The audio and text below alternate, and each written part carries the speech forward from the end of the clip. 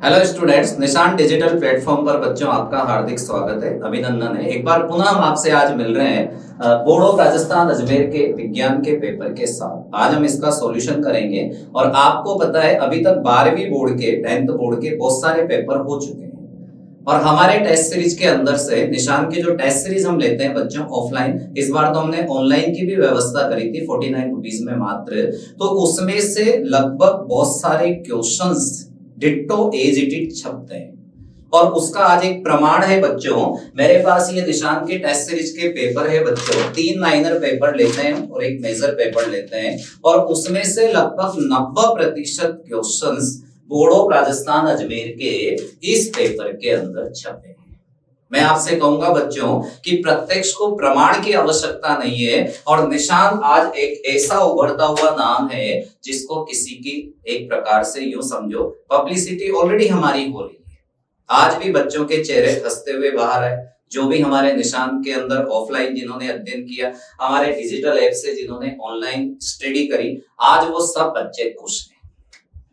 हम मानते हैं कि बोर्ड का पेपर जो विज्ञान का आया वो इजी है, लेकिन इजी के साथ वो थोड़ा डिफिकल्ट भी है। उसमें कुछ क्वेश्चन बिल्कुल इंटरनली पूछे गए हैं, लेकिन हमारे निशान की ऑफलाइन क्लासेस के अंदर, ऑनलाइन क्लासेस के अंदर हम उन चीजों को बिल्कुल बच्चे को क्लियर करवा देते हैं। और आज हमारा बच्चा बिल्कुल खुश होकर बाहर निकला, उसके दिमाग में एक ही बात थी कि निशान की टेस्ट सीरीज से आज हमने जीत प्राप्त कर ली और उसी के तहत आज मैं आपको पेपर का सॉल्यूशन करवाऊंगा बच्चों। और इस सॉल्यूशन में आपको पता लग जाएगा कि आपके विज्ञान के पेपर में कितने मार्क्स आएंगे। ठीक है बच्चों, एक चैप्टर से लेकर 13 चैप्टर तक का पूरा राजस्थान बोर्ड का जो पेपर आपके सामने हम यहाँ पर स्टार्ट करते हैं, तो आप लोग ध्यान बनाए रखना बच्चों, हर क्वेश्चन का जवाब आपको आज यहाँ पर मिलेगा। सबसे पहली चीज आप देख सकते हैं, देखो ये चीज तो आपको पता भी है कि टोटल विज्ञान, ये देखो विज्ञान का पेपर समय 3 घंटे 15 मिनट और इसका टोटल मार्क्स है, पूर्णांक है 80 नंबर। ठीक है, इसमें 1 नंबर से लेकर 18 नंबर तक के ऑब्जेक्टिव क्वेश्चन आए हैं बच्चों। तो अपन शुरू करते हैं। जैसे पहला क्वेश्चन पेपर ने पूछा था कि कौन सी अंतःस्रावी ग्रंथि शरीर की वृद्धि के लिए उपापचय का नियमन करती है। ठीक है, तो बच्चों इसका जो सही जवाब है यहाँ पर, इसका सही जवाब है बच्चों थायराइड। कौन सी ग्रंथि? थायराइड ग्रंथि। क्योंकि अगर वो वृद्धि पर पूछता कि वृद्धि का नियमन, अपन यूं कहें कि शरीर की वृद्धि के लिए कौन सी ग्रंथि जिम्मेदार है अंगों की वृद्धि के लिए, तो उसमें पीयूष ग्रंथि। लेकिन देखो ऑप्शन में कहीं पीयूष ग्रंथि नहीं है, तो फिर उपापचय का नियमन कौन करती है? थायराइड ग्रंथि। और बच्चों ये थायराइड ग्रंथि वही है जिसको आउटो ग्रंथि भी बोला जाता है। ये 6ठे चैप्टर से क्वेश्चन है बच्चों, नियंत्रण एवं समन्वय से। ठीक है, हमने कहा भी था ग्रंथियों का एक क्वेश्चन पक्का आएगा पेपर के अंदर। आगे देखो बच्चों, जैसे कौन से जीव में पुनरुत्थान अथवा पुनर्जनन के द्वारा नए जीव की उत्पत्ति हो सकती है। हमने निशान की टेस्ट सीरीज में एक क्वेश्चन दिया था कि प्लेन एरिया में पुनरुत्थान अथवा पुनर्जनन की क्रिया को समझें, तो हमने उसे बड़े रूप में पूछा था। ठीक है, और इसमें देखो आप, इसमें छोटे रूप में पूछ लिया, तो बच्चों इसका सही आंसर है प्लेन एरिया। क्या आंसर है? Plain area. ठीक है बच्चों, प्लेन एरिया के अंदर पुनरुत्थान अथवा पुनर्जनन से नए जीव की उत्पत्ति होती है। ये same as it is question आया है हमारा कि मानव में वृक्क एक तंत्र का भाग है जो संबंधित है। मैंने ऑफलाइन के अंदर भी बच्चों को बहुत बार बताया है कि फेफड़े से, हृदय से और वृक्क से क्वेश्चन बन सकता है। और वृक्क का तो बच्चों हमने दिया भी है, वृक्क का जो हमने दिया था सेम यही क्वेश्चन हमने हमारे पेपर में दिया था 25 नवंबर 2024 को। सेम पहला ही प्रश्न था बच्चों कि मनुष्य में वृक्क एक तंत्र का भाग है जो संबंधित है, तो इसका सही जवाब क्या लिखना था? वृक्क मतलब होता है बच्चों किडनी, तो इसका सही जवाब है उत्सर्जन। अगर फेफड़े होते तो श्वसन हो जाता, ठीक है, और अगर आमाशय होता या छोटी आंत होता तो पोषण हो जाता। लेकिन वृक्क का सही जवाब क्या है बच्चों? उत्सर्जन से। ये क्वेश्चन हमारी टेस्ट सीरीज से है। आगे देखो बच्चों, ये बहुत इजी, इसमें किसी प्रकार की कोई प्रॉब्लम नहीं आएगी। आप देखो, इसमें 3 हार्मोन तो जंतुओं से संबंधित है, केवल एक हार्मोन पौधों से संबंधित है। आपको पता है ऑक्सिन, जिबरेलिन, साइटोकाइनिन और एब्सिसिक, ये हार्मोन पौधे के होते हैं। बाकी आप देखो, इंसुलिन जंतु में होता है, थायरोक्सिन भी जंतु में होता है, एस्ट्रोजन भी जंतु में होता है। तो इसका सही जवाब क्या है बच्चों? साइटोकाइनिन। हमने बहुत सी बार ऑफलाइन में बताया भी है कि साइटोकाइनिन हार्मोन पौधों में कोशिका विभाजन क्रिया को प्रेरित करता है, ठीक है। तो इसका आंसर क्या हो गया बच्चों? साइटोकाइनिन। आगे देखो भाई, एक संकर संकरण में F2PD का जीन प्रारूप अनुपात बताइए। तो बच्चों इसका आंसर क्या है? 1:2:1। निशान डिजिटल ऐप के माध्यम से देखे पूरा सॉल्यूशन पेपर का, बोर्ड का जो आज हुआ 8:30 से 11:45। इसका आंसर जीन प्रारूप पूछ रहा है बच्चों, जीन प्रारूप। अगर वो बच्चों ये पूछता ना द्विसंकर संकरण का, तो वो 9:3:1 होता, पर ये इसका आंसर नहीं है। इसका सही आंसर क्या है? 1:2:1। अगर ऐसे होता कि एक संकर संकरण में F2PD का लक्षणीय अनुपात कितना है, तो फिर यहां ऑप्शन में आपको 3:1 पर उसने कौन सा पूछा बच्चों? जीन प्रारूप। तो जीन प्रारूप सही आंसर क्या है? 1:2:1। आगे देखो बच्चों, निम्नलिखित में से कौन सौर ऊर्जा का स्थिरीकरण करके उसे विषम कोशियों के लिए उपलब्ध कराते हैं? तो इसका सही जवाब क्या है बच्चों? इसका सही जवाब है उत्पादक। क्योंकि आपने पढ़ा है 13वें चैप्टर के अंदर कि सूर्य की ऊर्जा को अवशोषित करके उसे रासायनिक ऊर्जा में बदलने की क्षमता केवल उत्पादक में हरे पौधे ही रखते हैं। बाकी ये काम न तो प्राथमिक उपभोक्ता करते हैं, न द्वितीयक उपभोक्ता करते हैं, न तृतीयक उपभोक्ता करते हैं। तो इसका सही जवाब क्या है बच्चों? उत्पादक। ठीक है, अगला प्रश्न चलें। अगला प्रश्न देखो भैया, ये हमारी टेस्ट सीरीज का एज इट इज क्वेश्चन है बच्चों। निशान टेस्ट सीरीज का मैंने भी दिया था। गोलीय दर्पण की वक्रता, त्रिज्या r और फोकस दूरी में संबंध बताइए। बच्चे ने लिख दिया r बराबर है। देखो, वक्रता, त्रिज्या r और फोकस दूरी में संबंध बताइए बच्चों। तो वहां पर बच्चे ने लिख दिया r बराबर f/2। इस क्वेश्चन को बच्चों हमने हमारी टेस्ट सीरीज के पेपर में पूछा था। कितनी तारीख को पूछा था बच्चों? हमने इसे पूछा था 28 दिसंबर वाले पेपर में। पर इसमें थोड़ा सा क्या था कि हमने फोकस दूरी को आगे दिया था, ठीक है, और वक्रता त्रिज्या को पीछे दिया था। तो हमारा जो आंसर था वो क्या था बच्चों? इसका जो सही जवाब है, जैसे ये वाला यहाँ पर जवाब नहीं है बच्चों, वक्रता त्रिज्या फोकस दूरी की दुगनी होती है। ये आंसर तो किससे होना था? F बराबर r/2। अब ये थोड़ा सा घुमा दिया। ये जो मैंने आपको आंसर बताया था ना अभी, ये फोकस दूरी जो है वक्रता त्रिज्या की अपन यूं कह सकते हैं आधी होती है। लेकिन उसने क्या दिया? वक्रता त्रिज्या r आगे दे दिया, फोकस दूरी f पीछे दे दिया। तो फिर अपन ने क्या पढ़ा है कि वक्रता त्रिज्या बच्चों फोकस दूरी की क्या होती है? दुगनी होती है। जैसे आप देखो, ये अवतल दर्पण, ठीक है, ये अवतल दर्पण, तो ये इसका बच्चों हो गया ध्रुव, ये इसका फोकस, ये इसका C। तो यहां से यहां तक की दूरी तो r, ये दूरी f। तो वक्रता त्रिज्या r क्या है? फोकस दूरी की दुगनी होती है। तो बच्चों इसका जो सही आंसर हमारे पास यहां पर आएगा, बहुत से बच्चों ने ये भी लगा दिया होगा, पर ये गलत आंसर है। सही आंसर क्या है बच्चों? r बराबर 2f। ठीक है, क्या आंसर है बच्चों? R बराबर 2f, यानी कि फोकस दूरी की दुगनी कौन होती है? वक्रता त्रिज्या। उसके बाद देखो बच्चों, श्वेत प्रकाश, देखो श्वेत प्रकाश पुंज प्रिज्म में से गुजरने के पश्चात इसके अवयवी वर्णों में विक्षेपित हो जाता है, तो सबसे कम विचलित कौन सा रंग होता है? तो इसका सही जवाब क्या है बच्चों? लाल। क्या सही जवाब है इसका? लाल, क्योंकि बैंगनी रंग का विचलन सबसे ज्यादा होता है, लाल रंग का विचलन सबसे कम होता है। ठीक है, तो इसका सही आंसर क्या है बच्चों? लाल। उसके बाद देखो आप, ये भी हमारा कंफर्म क्वेश्चन मानकर चले थे कि हमने ऑफलाइन क्लासेस के अंदर और यहाँ भी निशान डिजिटल ऐप पर जो हमने पेपर सॉल्व करवाए थे, उसमें बच्चों हमने मिश्रित संयोजन का सवाल दिया था और पक्का बोला भी था कि भाई मिश्रित संयोजन से एक सवाल निश्चित आएगा पेपर के अंदर, और बच्चों उसने ऑप्शन में दे दिया ये देखो ऐसा चित्र, हमने चित्र इस प्रकार का दिया था, उसमें चित्र थोड़ा सा उसने अलग कर दिया। तो बच्चों इसमें क्या है, जैसे ये तो है 4, ये दोनों श्रेणी क्रम में कितने? 2-2।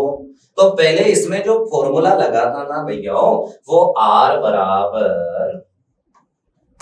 R1 प्लस R2, तो R बराबर 2 प्लस 2 बराबर 4। ठीक है बच्चों, अब ये चित्र ऐसा हो गया, हमारे सभी बच्चों ने कर दिया होगा ये 4 ओम और ये 4 ओम। अब ये कौन से क्रम में बन गए बच्चों? पार्श्व क्रम में, समांतर क्रम में। तो समांतर क्रम का फॉर्मूला क्या होता है?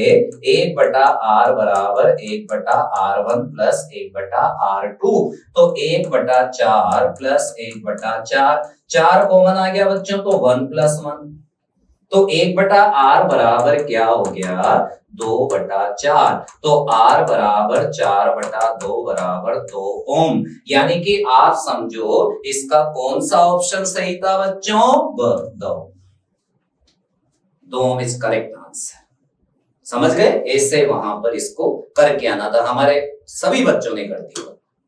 यही निशान की विशेषता है बच्चों, यहां पर बिल्कुल जड़ से पढ़ाया जाता है। अब आप देखो आगे, जैसे देखिए बच्चों, अब अपन आगे चलते हैं कि निम्नलिखित में से सबसे अच्छा विद्युत का चालक है।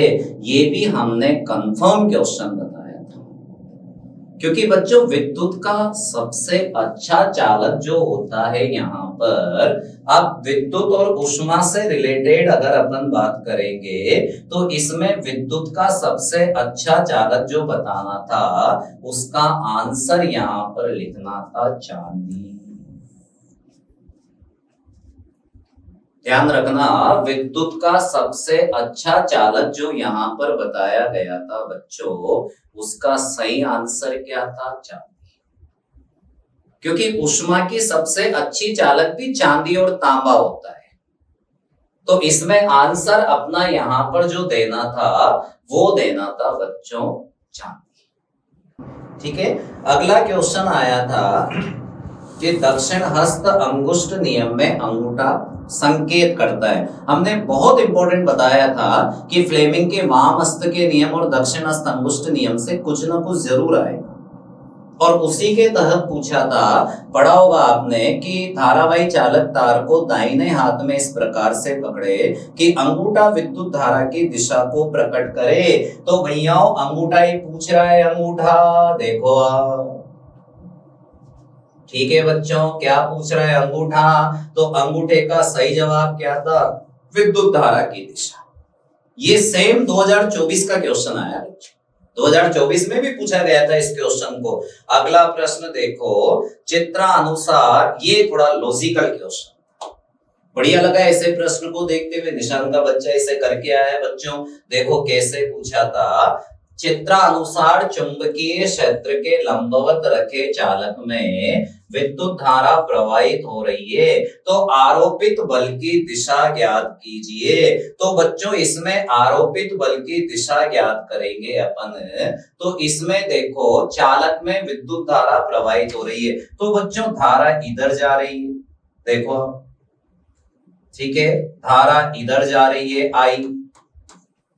तो आपने फ्लेमिंग के वामहस्त के नियम में क्या पढ़ा कि विद्युत धारा और आरोपित बल पढ़ा है आपने कि जब बाएं हाथ की तर्जनी मध्यम और अंगूठे को एक दूसरे के लंबवत फैलाएंगे, तर्जनी चुंबकीय क्षेत्र की दिशा, मध्यम प्रवाहित विद्युत धारा की दिशा, तो अंगूठा आरोपित बल की दिशा को प्रकट करेगा।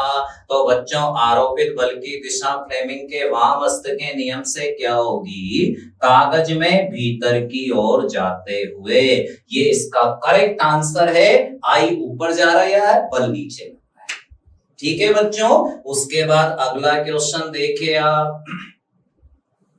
अगला प्रश्न देखो बच्चों, अगला प्रश्न बहुत इजी, ये हमने भी पूछा था टेस्ट सीरीज के अंदर। निशान की टेस्ट सीरीज में पूछा गया क्वेश्चन है बच्चों कि जिंक की सल्फ्यूरिक अम्ल के मध्य क्रिया कराने पर उत्पन्न गैस कौन सी है। तो इसका सही जवाब क्या है, H2। इक्वेशन भी देखो, Zn प्लस H2SO4, तीर का निशान ZnSO4 प्लस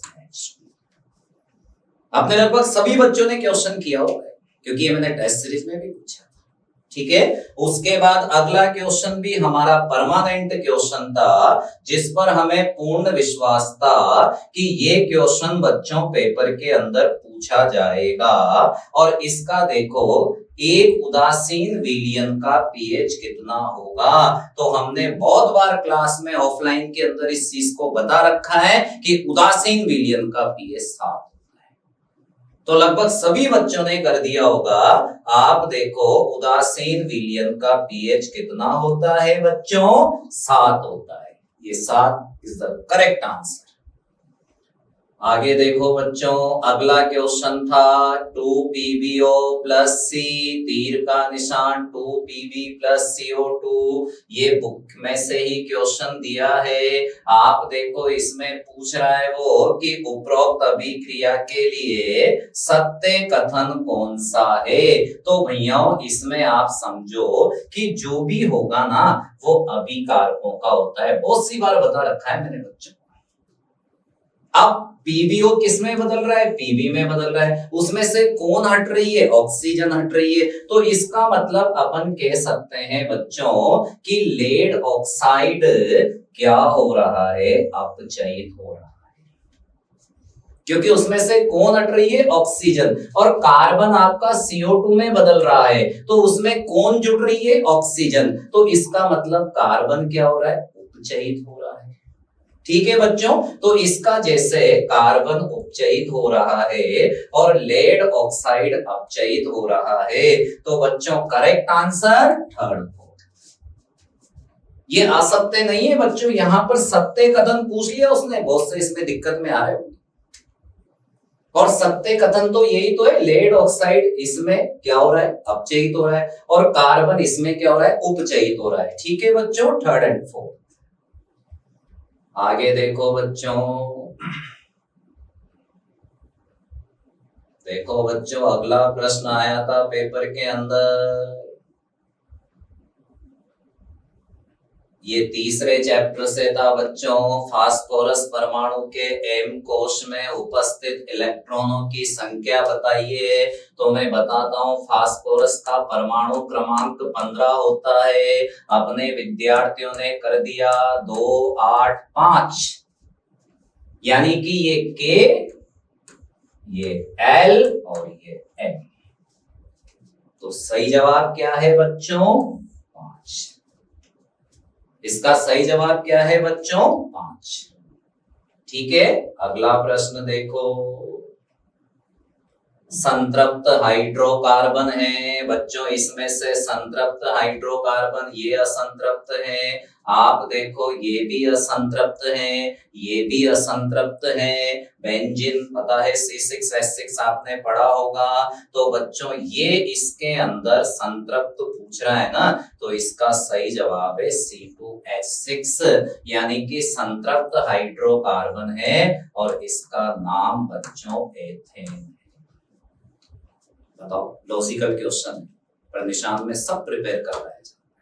अगला क्वेश्चन बच्चों, अगला प्रश्न देखो आप, ये देखो मेथेन में उपस्थित सह संयोजक आबंधों की संख्या बतानी थी बच्चों। तो मेथेन में सह संयोजक आबंध, मेथेन आपको पता है मेथेन में एक कार्बन परमाणु होता है और वो 4 हाइड्रोजन परमाणुओं से बंधा हो, 4 सह संयोजक परमाणुओं से 4 हाइड्रोजन से बंधा हो। तो इसका मतलब 1 2 3 4, तो इसका सही आंसर क्या है बच्चों? 4। 4 ही लिखा आपने, 4 इज द करेक्ट आंसर। ठीक है बच्चों, अगला प्रश्न, अगला प्रश्न देखो आप। अब ये कंप्लीट आपके ऑब्जेक्टिव हो गए बच्चों 18। अब रिक्त स्थानों की पूर्ति कीजिए। हमारे निशान की टेस्ट सीरीज से डिट्टो छपा है बच्चों। हार्मोन की क्रिया, मैंने बोला था कि हार्मोन की क्रिया को कौन सी क्रिया विधि नियंत्रित करती है। फिक्स क्वेश्चन था राजस्थान बोर्ड के अंदर, और हमने बच्चों इस क्वेश्चन को लिया था, हमने इसी क्वेश्चन को जो लिया था ना बच्चों, कब लिया था? देखो निशान की टेस्ट सीरीज में इस क्वेश्चन को हमने पूछा था बच्चों। प्रत्यक्ष को प्रमाण की आवश्यकता नहीं होती मित्रों, निशान में भी इस क्वेश्चन को कंप्लीट रिक्त स्थान के तहत पूछा गया था 25 नवंबर 2024। और सेम मैंने भी रिक्त स्थान में ऐसे पूछा था, हार्मोन की क्रिया को डैश डैश डैश क्रिया विधि नियंत्रित करती है। तो इसमें बच्चे को आंसर क्या लिखना था भाई? पुनर्भरण क्रिया। ये फिक्स क्वेश्चन था, पुनर्भरण क्रिया। ठीक है बच्चों, अगला क्वेश्चन बड़ा इजी था कि साकान्वित आर श्रृंखलाओं से बने जाल को क्या कहते हैं। इसमें आप आहार जाल भी लिख सकते थे, इसमें आप खाद्य जाल भी लिख सकते थे। ठीक है, दोनों में से इसके अंदर कुछ भी लिखा जा सकता था। अगला प्रश्न देखो बच्चों, अगला प्रश्न पूछा था, सामान्यतः विद्युत तार तांबे के बनाए जाते हैं। ये बहुत इजी है क्योंकि तांबा विद्युत का सुचालक होता है। मैंने पढ़ा है ना, मोस्टली जितनी भी धातुएं होती है ना वो विद्युत की सुचालक होती है।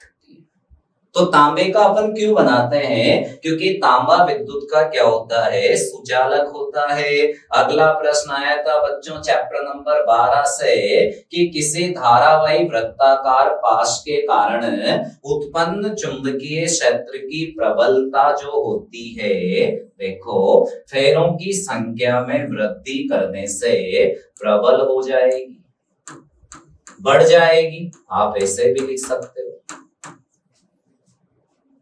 ध्यान रखना, चुंबकीय क्षेत्र की प्रबलता, अगर आप पास में फेरे बढ़ाते जाओगे ना बच्चों, तो उसमें जो चुंबकीय क्षेत्र है उसकी प्रबलता भी बढ़ जाएगी।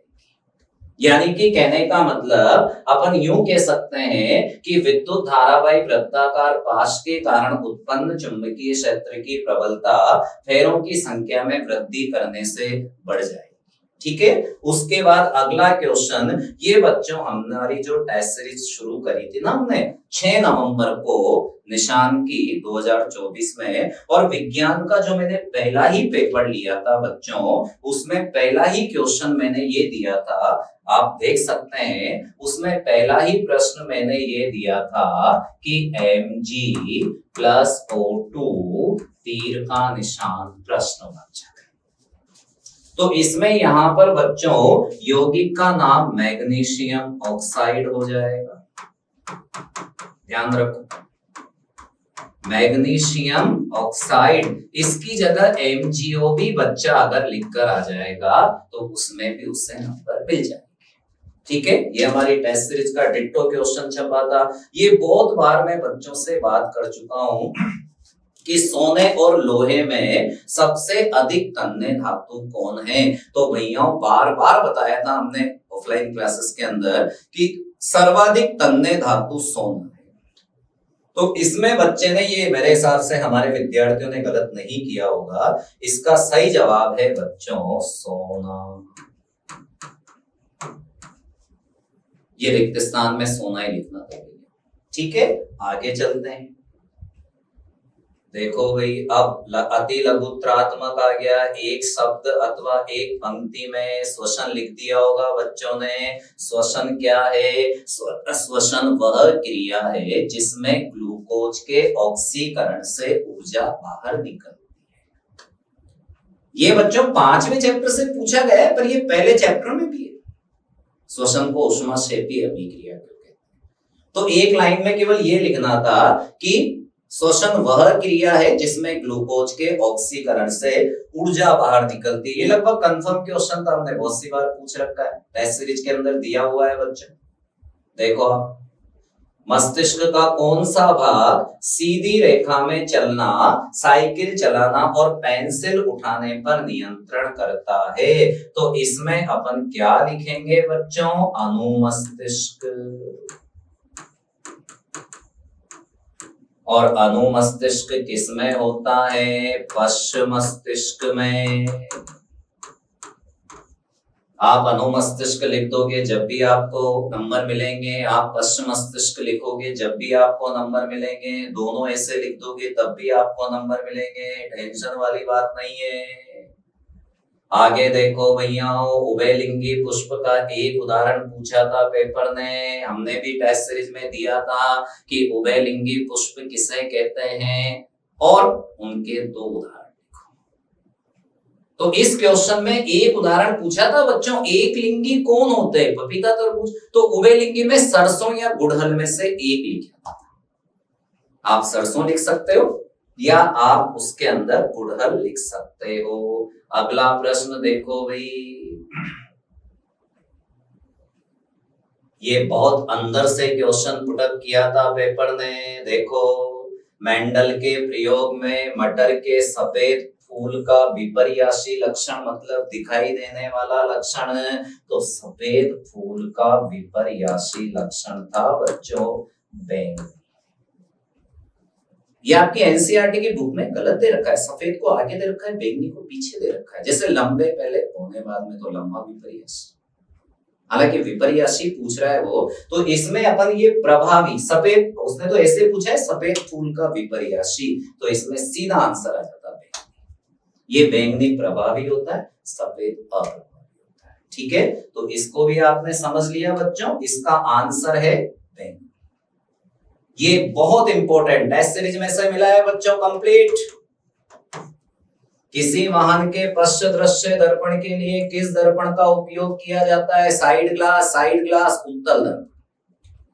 मैंने बोला था बच्चों से, हेडलाइट और साइड ग्लास में पश्च दृश्य दर्पण में से एक दर्पण पक्का आएगा, तो इसका आंसर क्या है बच्चों? उत्तल दर्पण।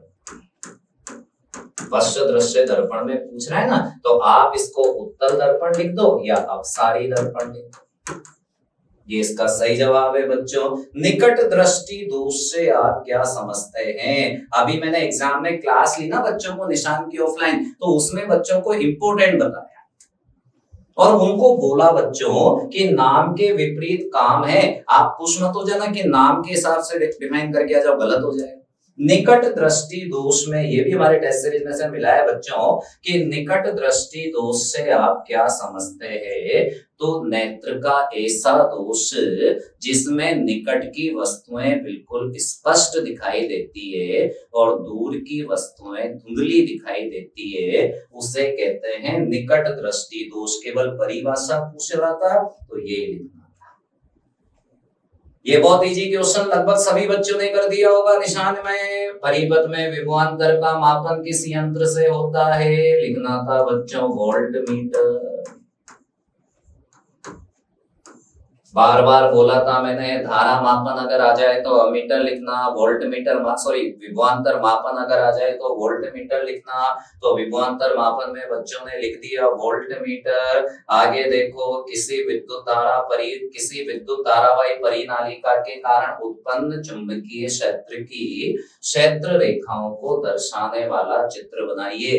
ये क्वेश्चन भी हमारी टेस्ट सीरीज का है बच्चों, निशान की टेस्ट सीरीज का। तो इसमें ऐसी परिनालिका बनानी थी। ठीक है बच्चों, और इसमें इस प्रकार से चुंबकीय क्षेत्र रेखाओं को दर्शाना था इस वाले क्वेश्चन में। ठीक है, उसके बाद आगे चलते हैं अपन। ये हमने पूछा था, हमने इसको ऐसे पूछा था बच्चों, CaO प्लस H2O, तीर का निशान CaOH होल 2 किस प्रकार की अभिक्रिया है? संयोजन। अब इसने यहां पर बच्चों X पूछ लिया, X क्या पूछ लिया? X। तो X में क्या लिखना था? CaOH whole 2। आपको पता है ये बिना बुझा हुआ चूना है और ये बुझा हुआ चूना है, तो इसमें X का नाम, रासायनिक नाम लिखना था बच्चों, तो रासायनिक नाम लिखना था कैल्शियम हाइड्रोक्साइड। ठीक है, रासायनिक नाम पूछ रहा है ना, तो X का नाम क्या लिखना था? रासायनिक नाम, ये बुझा हुआ चूना तो इसका साधारण नाम है, रासायनिक नाम कैल्शियम हाइड्रोक्साइड। ठीक है बच्चों, आगे देखो, अगला प्रश्न देखते हैं अपन। बीकर को चित्रित कीजिए। ये बहुत इजी है बच्चों, इसमें कोई दिक्कत नहीं थी। आप बीकर को इस प्रकार से वहां पर बनाकर आ जाए, ऐसा बीकर बनाना था आपका, बना भी दिया होगा। ठीक है, और कार्बोक्सिलिक अम्ल में उपस्थित प्रकार्यात्मक समूह का सूत्र लिखिए। ये हमारी टेस्ट सीरीज में से छपा है बच्चों। हमने इसको ऐसे पूछा था कि COOH कार्बोक्सिलिक, COOH प्रकार्यात्मक समूह किसका है? तो वहां पर लिखना था कार्बोक्सिलिक अम्ल। अब यहां उसने पूछा कि कार्बोक्सिलिक अम्ल में उपस्थित प्रकार्यात्मक समूह का सूत्र लिखिए, तो लिख दिया बच्चों ने, निशान के बच्चों ने COOH। ठीक है, उसके बाद अगला प्रश्न देखो भाई। अम्ल के जलीय विलयन को विद्युत परिपथ में लगाने पर परिपथ में लगा बल्ब जलने लगता है। इस प्रेक्षण का विश्लेषण करके एक विद्यार्थी ने अम्ल के जलीय विलयन के कौन से गुण को सिद्ध किया? तो लिख दिया होगा आपने कि अम्ल के जलीय विलयन विद्युत के सुचालक होते हैं। क्या लिखना था बच्चों? अम्ल के जलीय विलयन विद्युत के सुचालक होते हैं। अब बच्चों खंड ब आ गया, ये हमारी टेस्ट सीरीज में से डिट्टो छपा है। वायवीय और अवायवीय श्वसन में अंतर बताइए। आपको पता है जो श्वसन वायु अथवा ऑक्सीजन की उपस्थिति में हो वायवीय श्वसन, जो श्वसन वायु अथवा ऑक्सीजन की अनुपस्थिति में हो अवायवीय श्वसन। जिस श्वसन में ग्लूकोज के विखंडन से जल निकलता है, CO2 निकलती है और अधिक ऊर्जा निकलती है, वायवीय श्वसन।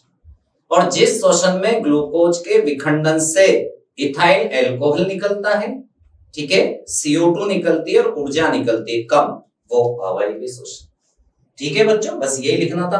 पादपों में प्रकाशानुवर्तन गतियों को समझाना था, तो इसमें क्या करना था कि प्रकाश के द्वारा पौधा जो गति दर्शाता है ना, वो है प्रकाशानुवर्तन। और प्रकाशानुवर्तन गति में पौधा क्या करता है बच्चों? पौधे का जो तना होता है वो तो प्रकाश की ओर जाता है, और पौधे की जो जड़ें होती है वो जमीन में गहराई की ओर जाती है।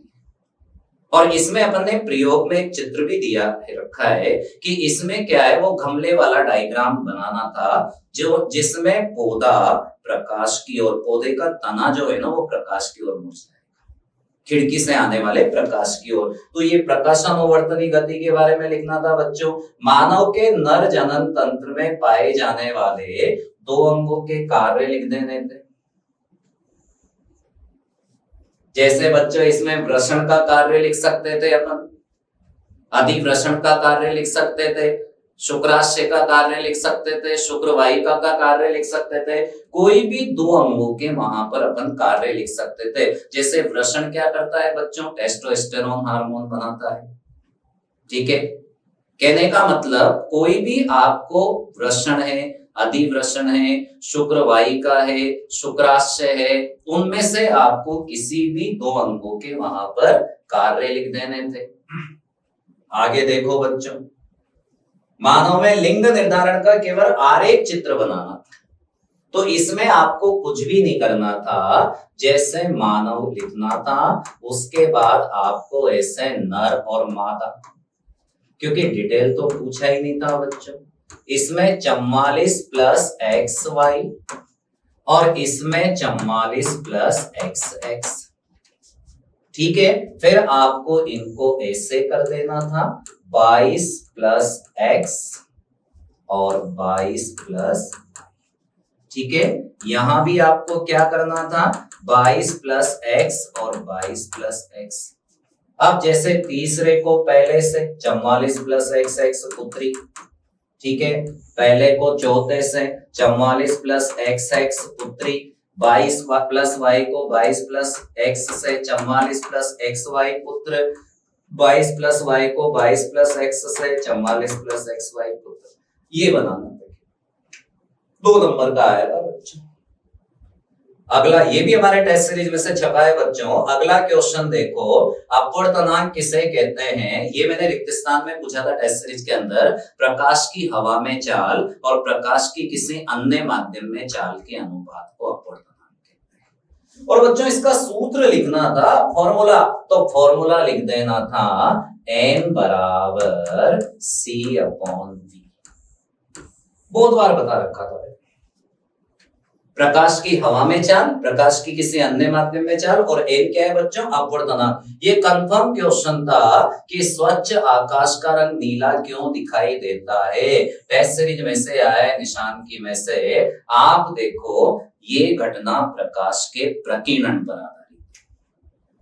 भाई सूर्य से जो 7 रंगों वाला प्रकाश आता है ना बच्चों, उसमें जो वायुमंडल में छोटे छोटे कण होते हैं, वो कण क्या करते हैं, उन 7 रंगों में से नीले रंग के प्रकाश का प्रकीर्णन कर देते हैं।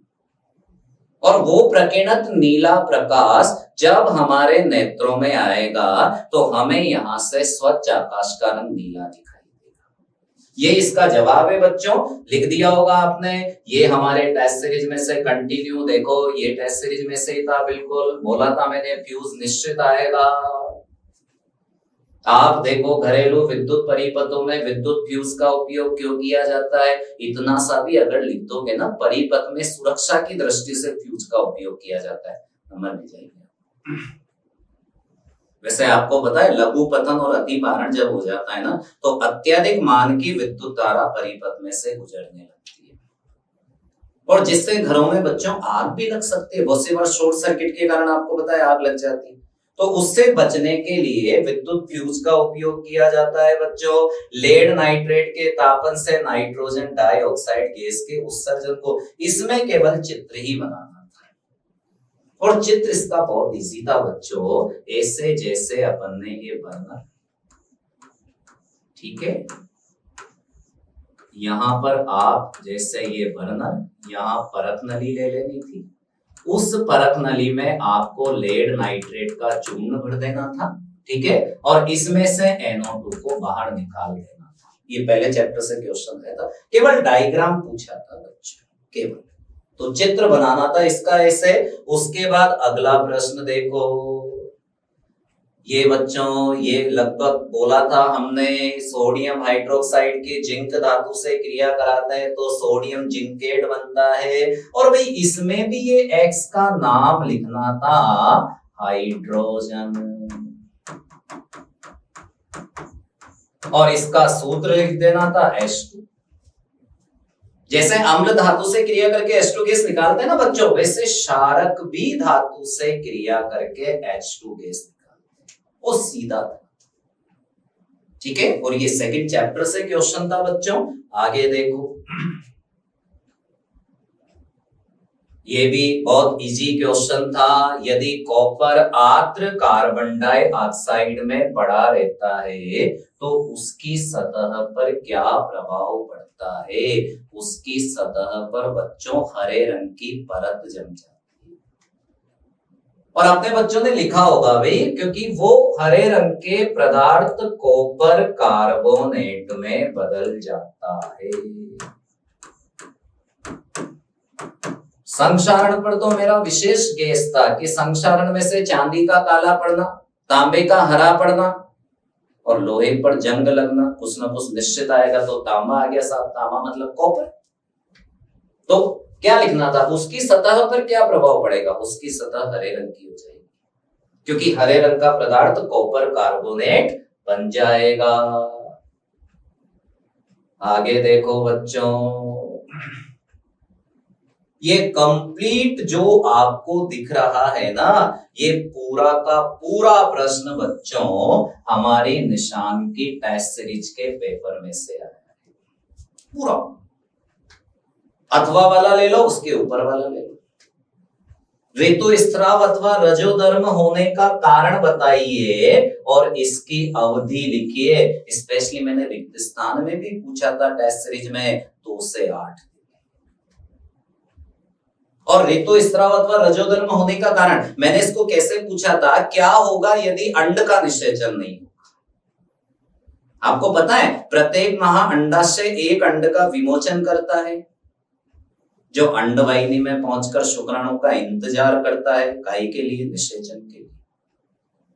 इस अंतराल में क्या होता है बच्चों कि गर्भाशय को पता है कि भ्रूण को मेरे अंदर आकर रोपित होना है, तो गर्भाशय अपनी दीवार को मोटी व स्पंजी बना लेता है। अब बच्चों अगर किसी कारणवश 1 माह के अंतराल में उस अंड का निषेचन नहीं हो पाया, तो फिर वो गर्भाशय की दीवार टूटती है और तब स्टार्ट होता है ऋतुस्राव अथवा रजोधर्म। और इसकी अवधि क्या लिखनी थी बच्चों, 2 से 8।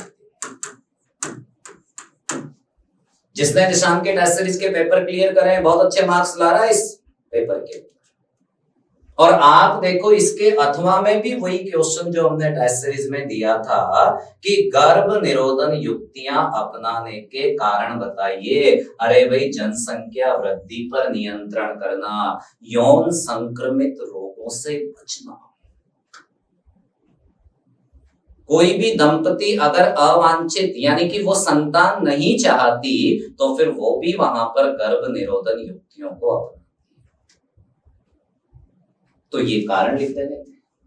और कोई एक गर्भ निरोधन युक्ति का नाम लिखना था, भाई कंडोम लिखा जा सकता था, कॉपर टी लिखा जा सकता था, इसमें से कोई भी एक नाम वहां पर दे देते। 3 नंबर का प्रश्न बड़ा इजी था बच्चों। अगला प्रश्न हमारी टेस्ट सीरीज में से छपा है। वायुमंडल के उच्च स्तर पर ओजोन बनने की क्रिया को समीकरण से समझाओ। अरे भाई, ऑक्सीजन के अणु पर जब पराबैंगनी किरणें पड़ती है तो ये ऑक्सीजन के सरल परमाणुओं में बदल जाता है, और ये ऑक्सीजन का सरल परमाणु ऑक्सीजन के अणु से मिलकर ओजोन बना देता है। बस यही लिखना। समीकरण तो पूछी थी बच्चों से, ओजोन कैसे बनी देखो ओजोन। और इसके अथवा में बहुत इजी था, बच्चों ने अधिकतर मेरे हिसाब से अथवा वाला ही किया होगा कि वायुमंडल में ओजोन की मात्रा में गिरावट का मुख्य कारक छपा है अपने टेस्ट सीरीज में से CFC। बार बार याद करवाया था बच्चों को, क्लोरोफ्लोरोकार्बन। ठीक है, और इसकी रोकथाम के लिए क्या कदम उठाना चाहिए, इसको आप अपने IQ पावर से लिखे आओगे, जिसमें भी आपको नंबर मिल जाएगा। रेफ्रिजरेटर के अंदर जो CFC उसके लेवल को कंट्रोल करना चाहिए। संयुक्त राष्ट्र पर्यावरण के द्वारा कुछ कदम उठाने चाहिए। जेट विमानों की उड़ानों पर नियंत्रण करना चाहिए।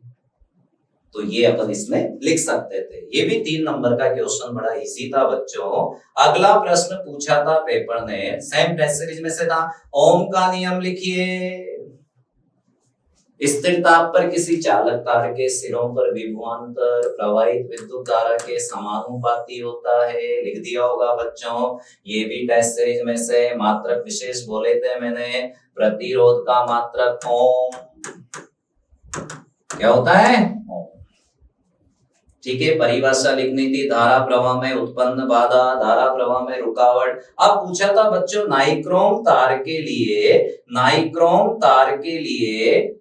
विभवांतर और धारा के मध्य ग्राफ बनाइए। तो इसमें बच्चों इस प्रकार का ग्राफ बनाना था। देखो ऐसा, इस प्रकार का ग्राफ बनाना था बच्चों।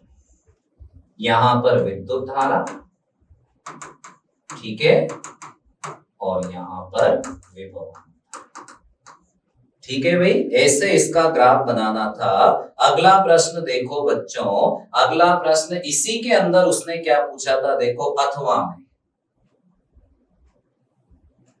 देखो आप, ये सेम हमारी टेस्ट सीरीज में से छपा है बच्चों। विद्युत धारा का तापीय प्रभाव क्या है? ये H बराबर I स्क्वायर RT। जब किसी प्रतिरोधकों की निकाय में विद्युत धारा प्रवाहित की जाती है तो उसका अधिकांश भाग ऊष्मा में बदल जाता है। ये भी हमारी टेस्ट सीरीज में से छपा है कि किसी प्रतिरोधक में उत्पन्न होने वाली ऊष्मा किन किन कारकों पर डिपेंड करती है, तो इसको H बराबर I स्क्वायर RT से लिखा जाता है। मैंने दो ही निर्भरता बोली थी बच्चों को, या तो प्रतिरोध की निर्भरता आएगी या ऊष्मा की निर्भरता आएगी। तो ये ऊष्मा की निर्भरता में लिखना था विद्युत धारा के वर्ग पर, प्रतिरोध पर और समय।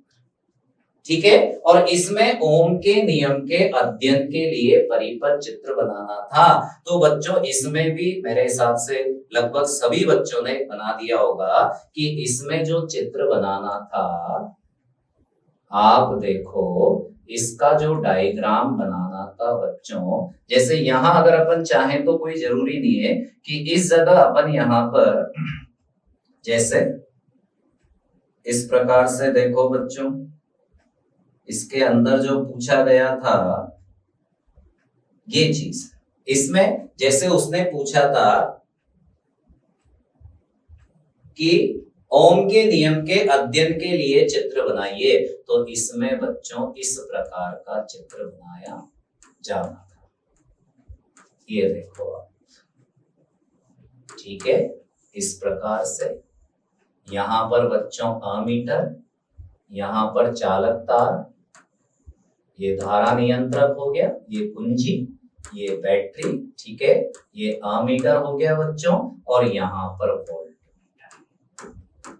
ये ओम के नियम का ऐसा डायग्राम वहां पर इसके अंदर देना था। ओम के नियम से दोनों चित्र पूछ लिए बच्चों से, ओम का नियम पूरा ही पूछ लिया, कहने का नियम पूछ लिया, विभवांतर और धारा के बीच का ग्राफ पूछ लिया, और ये वाला परिपथ चित्र पूछ लिया। ठीक है, आगे देखो बच्चों, ये हमारे टेस्ट सीरीज में से कंप्लीट क्वेश्चन। मैंने बोला भी था कि क्लोर शार प्रक्रिया बहुत इंपॉर्टेंट है, और क्लोर क्षार प्रक्रिया की समीकरण बच्चों को ये लिखनी थी 2NaCl प्लस 2H2O, तीर का निशान यहां पर विद्युत धारा, ठीक है, और यहां पर बच्चों 2NaOH plus H2 plus Cl। ये देखो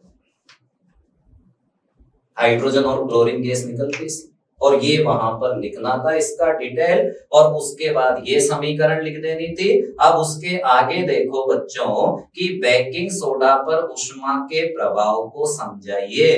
तो बेकिंग सोडा पर ऊष्मा के प्रभाव को समझाना था, यानी कि उसमें बच्चों इस प्रकार से NaSCO3, तीर का निशान त्रिभुज का निशान, Na2CO3 plus CO2 plus H2, ये समीकरण।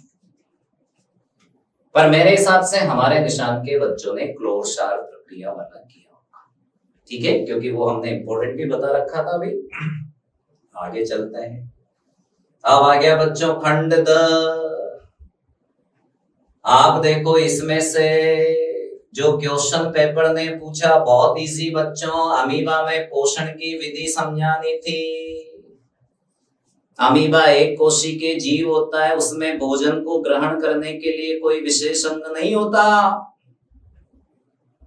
जब भी अमीबा के पास भोजन आएगा ना बच्चों, तो वो अपने शरीर से कूटपाद बना लेगा और उनकी सहायता से वो भोजन को ग्रहण करेगा, ठीक है, और फिर विसरण विधि से अपशिष्ट पदार्थ को वो बाहर निकाल देगा, ठीक है। उसके बाद इसमें पूछा था कि अग्नाशय द्वारा स्त्रावित प्रोटीन पाचक एंजाइम कौन सा है? तो भैया अग्नाशय के द्वारा प्रोटीन का पाचन करने वाला एंजाइम है ट्रिप्सिन। दोनों में प्रोटीन पाचन पूछा, आपने पढ़ा है, आपको पाचन तंत्र बढ़िया पता है। आपको पता है एक पाचक, एक जो आपका एंजाइम होता है बच्चों जो प्रोटीन का पाचन करता है, वो आमाशय में भी होता है, अम्लीय माध्यम में, और एक एंजाइम जो प्रोटीन का पाचन करता है वो आपका छोटी आंत में भी होता है। तो ये अग्नाशय वाला कहां जाता है? छोटी आंत में। और छोटी आंत में कौन से माध्यम में करेगा? क्षारीय माध्यम में। तो क्षारीय माध्यम में स्रावित, देखो बहुत अंदर से पूछा है, प्रोटीन पाचक एंजाइम लिखना था ट्रिप्सिन, ठीक है। और इसमें बच्चों ये मैंने दिया था पेपर के अंदर कि शुद्रांत्र में पाए जाने वाले दीर्घ रोमों के कार्य को स्पष्ट कीजिए। अरे भाई ये भोजन का अवशोषण करते हैं, कौन से भोजन का? पचित भोजन। जो दीर्घ रोम होते हैं ना, छोटी आंत में भोजन का लगभग संपूर्ण पाचन हो जाता है, आपने पढ़ा है। तो छोटी आंत में जो उसकी आंतरिक भित्ति होती है उस पर उंगली के समान प्रवर्ध होते हैं जिनको दीर्घ रोम कहते हैं, और उन दीर्घ रोमों में रुधिर वाहिकाएं होती है। तो इसका मतलब उनसे भोजन अवशोषित होकर ब्लड के द्वारा पूरे शरीर में चला जाता है। तो ये दीर्घ रोम का कार्य यही लिखना था बच्चों, भोजन को जो है अवशोषित करना, ठीक है। आगे देखो बच्चों, ये एक छोटे से टॉपिक से क्वेश्चन दे दिया उसने, पैरामीशियम में पोषण की विधि।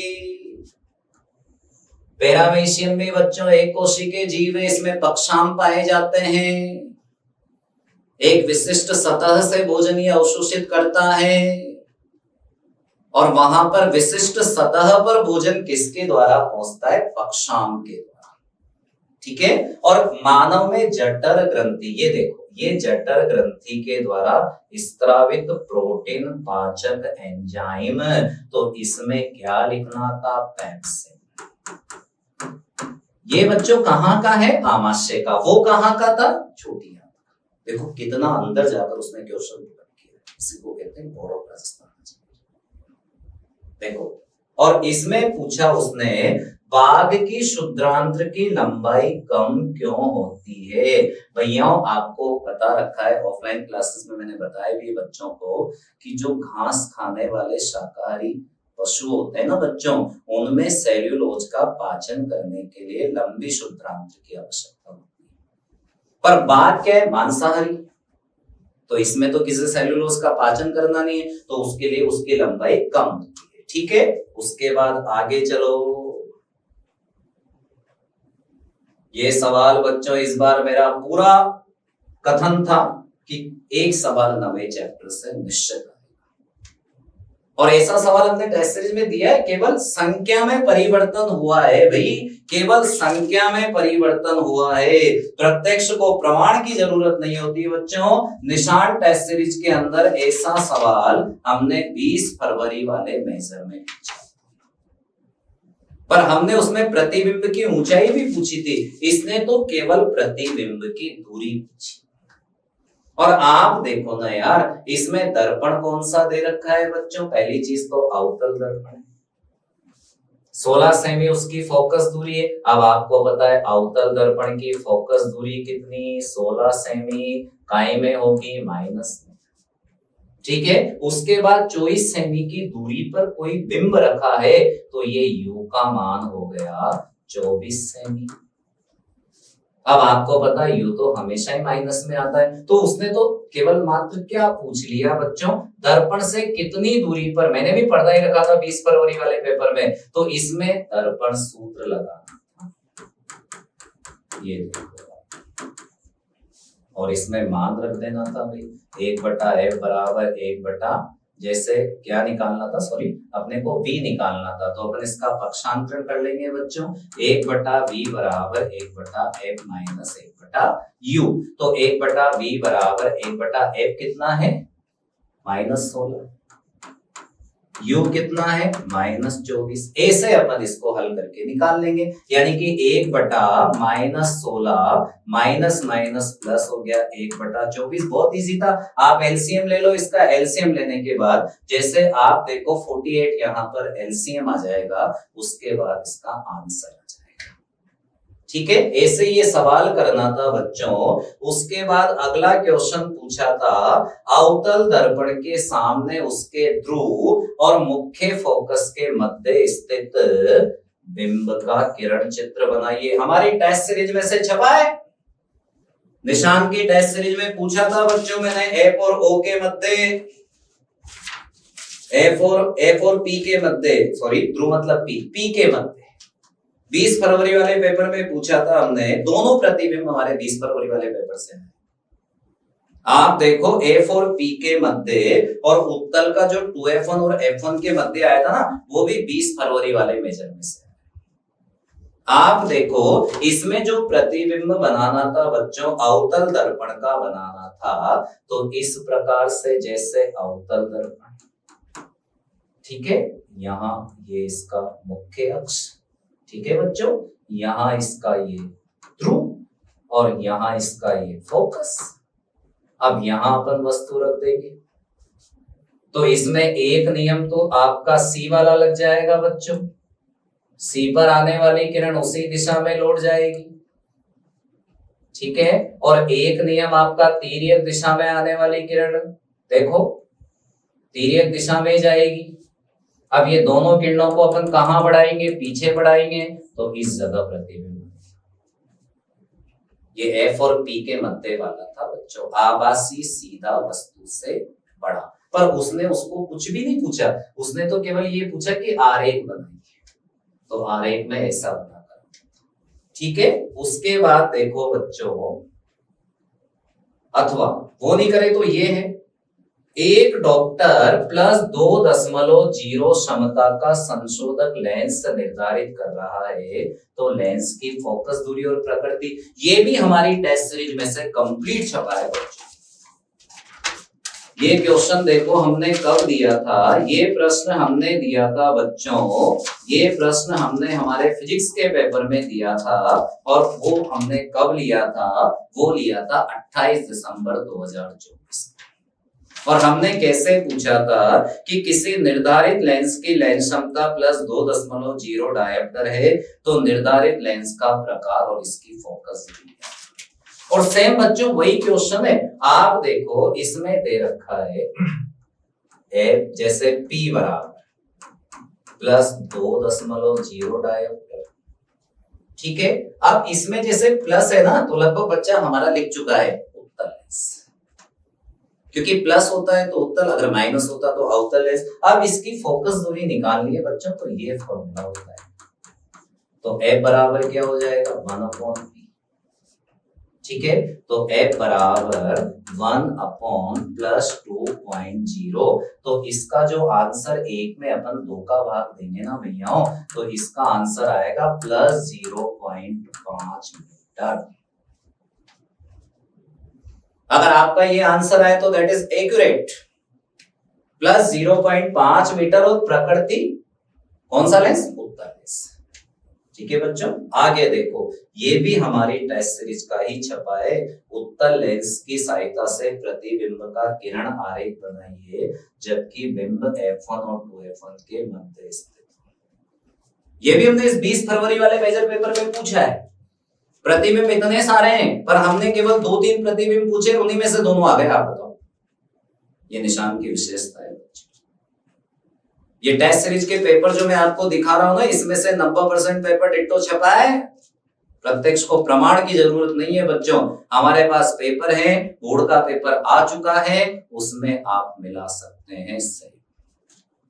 और हमने इसको दिया भी था कि जब वस्तु 2F1 और F1 के मध्य स्थित हो, कौन से लेंस में बच्चों, उत्तल लेंस में। और अभी जो मैंने ऑफलाइन क्लासेस ली थी ना, तो उसमें पेपर की तैयारी के लिए भी बीच में, तो उसमें भी मैंने बच्चों को यही वाला प्रतिबिंब बताया था, और उनसे कहा भी था कि तुम दर्पण के तैयार मत करो, पर लेंस के कर लो भैया, और लेंस में भी ये एक तो करीब हो।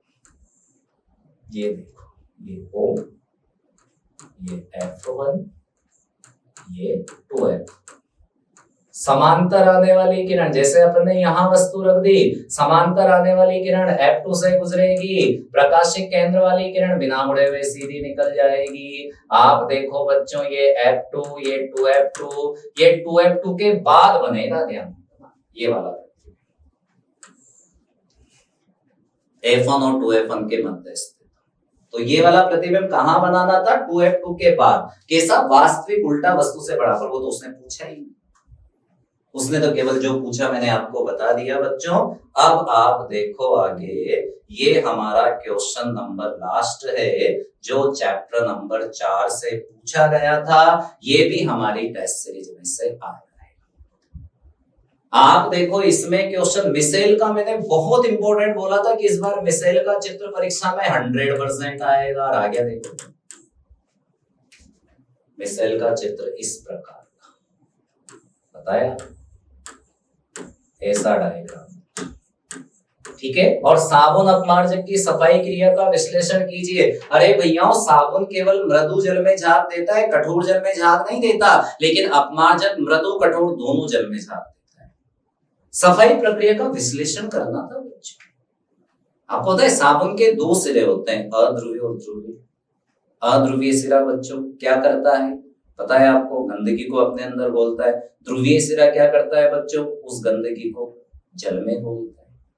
ये इस प्रकार से साबुन और अपमार्जक की सफाई प्रक्रिया का विश्लेषण करना था। और अगर आप ये नहीं करो भैया तो इसके नीचे बहुत इजी था, ये एस्टरीकरण है बच्चों। निहित रासायनिक समीकरण देकर एथेनोइक अम्ल की निम्न अभिक्रियाओं का विश्लेषण कीजिए। तो आप देखो एस्टरीकरण में बता रहा हूं CH3COOH, ये एथेनोइक अम्ल हो गया बच्चों। इसकी क्रिया करा दी हमने एथेनॉल से, किसकी उपस्थिति में, अम्ल उत्प्रेरक की उपस्थिति में, ठीक है बच्चों। तो CH3COOC2H5 ये बनेगा एथिल एसीटेट और जल बाहर निकल जाएगा। लिखना था एस्टर निर्माण की क्रिया को एस्टरीकरण कहते हैं, और ये वाली समीकरण वहां पर लिखकर आ जाती है, ठीक है। अगर आप C2H5OH को, मेरी बात सुनो, अगर आप C2H5OH को CH3CH2OH लिखते हो तब भी सही है, बस इसको ये ऐसे लिख देंगे, फिर अपन CH3COOCH2CH3 सेम, इनको जोड़ोगे तो वही C2H5 आएगा, ठीक है। ये एस्टरीकरण की समीकरण थी भैयाओ। उसके बाद क्षारक के साथ क्रिया पूछी थी, तो भाई ये भी बहुत इजी थी। आप देखो CH3COOH, ये एथेनोइक अम्ल, ये NaOH से अपन ने इसकी क्रिया करा दी, तो बच्चों CH3COONA+H2, यानी कि सोडियम एसीटेट और जल बनाना। भाई अपन ने पढ़ा है ना कि ये सेकंड चैप्टर में भी आया कि अम्ल क्षारक से क्रिया करके लवण और जल बनाते हैं, तो ये वही उदासीनीकरण। तो ऐसे बच्चों इस रिएक्शन को दोनों को वहां पर लिखकर आना था। ये आपके पेपर के टोटल जो क्वेश्चंस थे बच्चों, हमने निशान डिजिटल ऐप के माध्यम से उनको हल कर। अब मैं आपको एक बार राजस्थान बोर्ड का ये पेपर दिखा देता हूं, जो आपने अभी यहां भी देखा है। आप देखो बच्चों, इसमें जो लाल कलर आपको दिखाई दे रहा है, देखो कितने सारे चिन्ह हमने लगा रखे हैं। ये जितने भी बच्चों चिन्ह हमने लगा रखे हैं, देख सकते हो आप, ये जितने भी चिन्ह हमने लगा रखे हैं, ये हमारे निशान की टेस्ट सीरीज से डिट्टो छपे हैं, देख लो। चाहे बड़ा प्रश्न हो चाहे छोटा प्रश्न हो, इस पेपर के अंदर लगभग हमारी टेस्ट सीरीज से सारा मैटर पूछा है।